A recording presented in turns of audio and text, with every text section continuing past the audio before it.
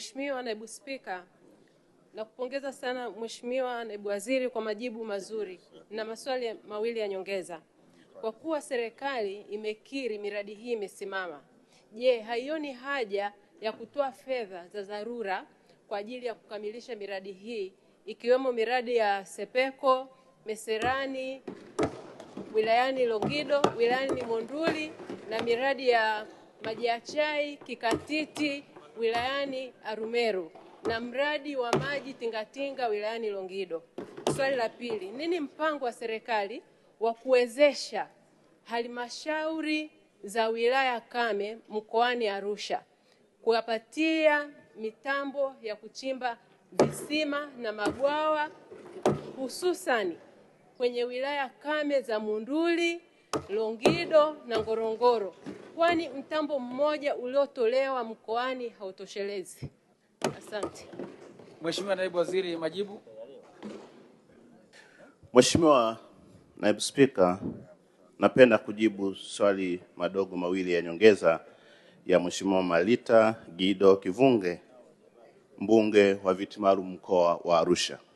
Mheshimiwa Naibu Spika, niruhusu nimpongeze Mheshimiwa mbunge kwa kuendelea kuwasemea wanamkoa wa Arusha hasa wakina mama, na pia nimpongeze sana kwa kushirikiana na wabunge wa majimbo. Nimeona katika swali lake la nyongeza amegusa karibia majimbo matatu, kwa Mheshimiwa Kadogo pale, Isaac Capriano, kwa Mheshimiwa Nasali pale, naona amegusa kwa Mheshimiwa Dr. Kiluswa.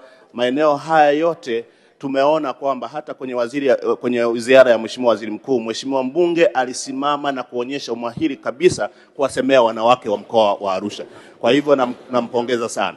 Mheshimiwa Naibu Spika, kwa muktadha huo tunayo mambo matatu, miradi karibia mitatu. Mradi wa vijiji 13 kutoka Ngaramtoni kwenda mpaka Monduli.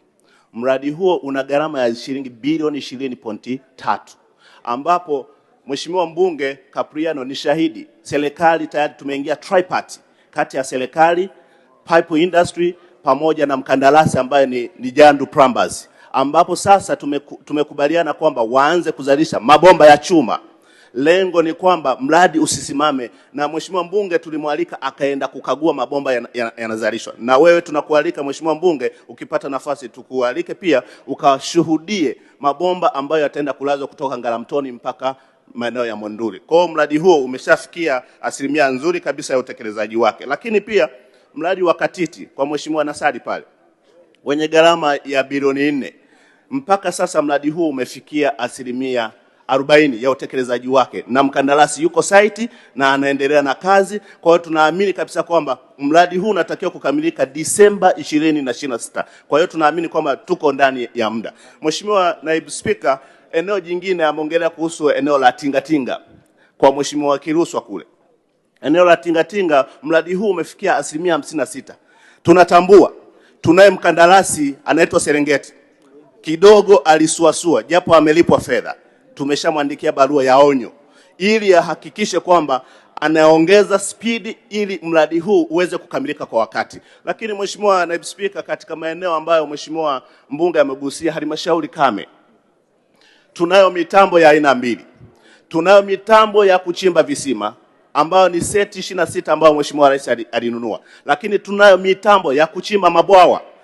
Mitambo hiyo imeshaanza kufanya kazi, na hata Monduli kuna bwawa ambalo limetumia mitambo ya Mheshimiwa Rais, ile seti ya kuchimba mabwawa. Kwa hiyo tunapokea ushauri wako Mheshimiwa mbunge, tutaendelea kuhakikisha kwamba kwenye programu ya vijiji 1575 mitambo hii ambayo Daktari Samia Suluhu Hassan aliinunua kwa dhamira ya kumtua mama ndoo kichwani, sisi tunaenda kusimamia utekelezaji wake ili wananchi wa mkoa wa Arusha ambao wewe umekuwa sauti yao pamoja na wabunge wote, sisi tutahakikisha kwamba tunawaletea neema ya tabasamu ambao Mheshimiwa Rais aliahidi kwa Watanzania. Asante sana Mheshimiwa. Asante sana Mheshimiwa Naibu Waziri kwa majibu ya maswali ya Mheshimiwa Bunge.